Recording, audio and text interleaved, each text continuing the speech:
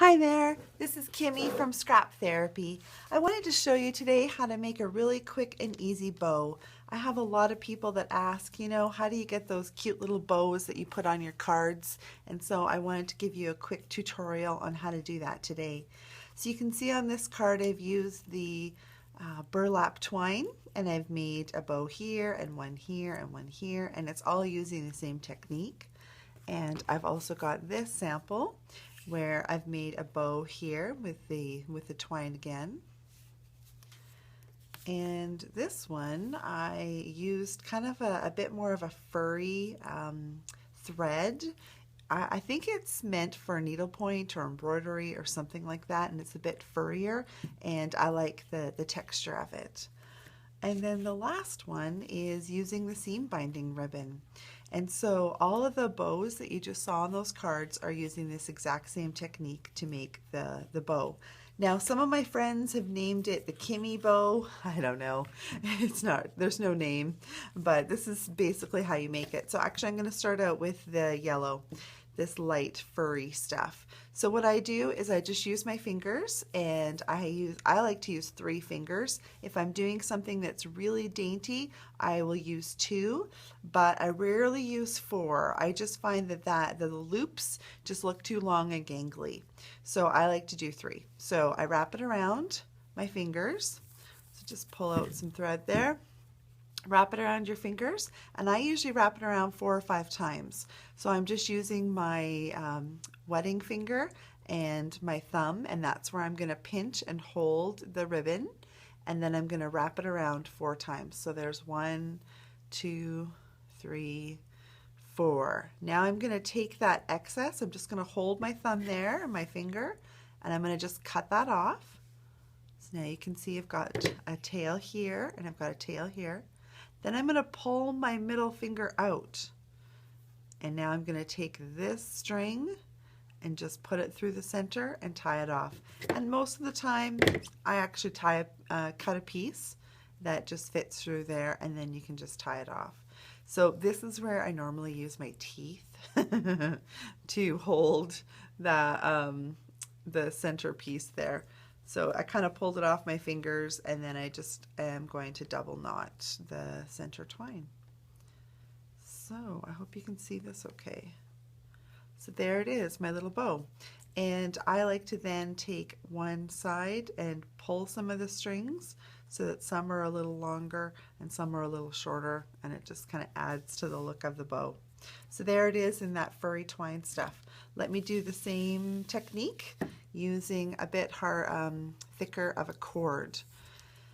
So again, I'm going to use my wedding finger and my thumb, and I'm going to just pinch and hold the piece of twine there. And then I'm going to wrap it around. So 1, 2, 3. I could totally stop there and just have a really simple bow. And I can also pull it tighter and cut this off.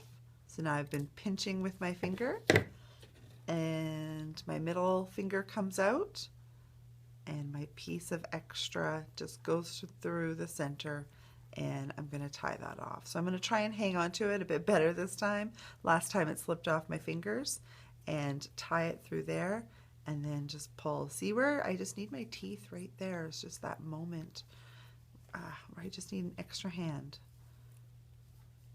Okay, and then I'm going to pull this so that they're kind of staggered in different lengths, and there you go. I would just tuck that in underneath a flower or something like that. So there it is in black. Exactly the same technique. Let me show you how to do it with organza ribbon. So same, I'm going to use my wedding finger and my thumb and pinch it there.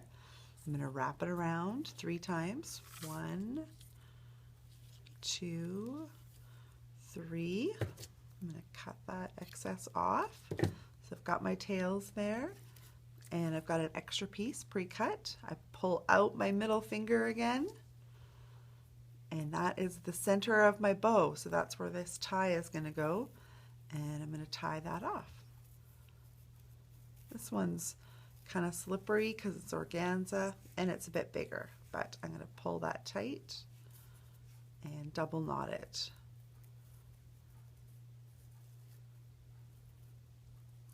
So now I can pull those little loops apart.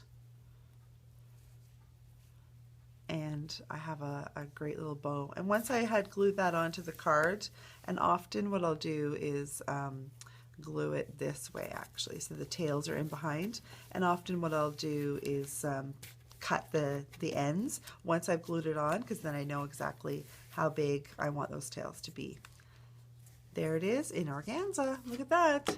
And the last one I'm going to show you is doing it with seam binding ribbon. So that's just like this sample here. So again, my wedding finger and my thumb, pinch it and then wrap it around. 1, 2, 3, 4. Let's do 4. Let's do 5. I do like odd numbers. So there's 5. Hopefully you can see. Okay. My middle finger just knows what to do. It's crazy. It's like leading a horse down a trail ride. It just knows. All right, so that middle finger comes out, and I'm going to cut off a little piece for my center, and that piece there is going to go through the center where my middle finger was, and I'm going to tie that off. So using this bow technique, this Kimi bow, I always like to put something in the center of it. If I was doing a card or a project where the bow was, where you were going to see the center of it, I would do a different technique. But this one works really well if I'm going to add a flower to the center, or you've seen with my samples, I'll put a button on there or something different. So here you go. So you're just going to pull those little loops apart. And with seam binding ribbon, you can spray it and then it'll go wrinkly, which is a really great technique too. All right, so pull it apart and you have a great bow.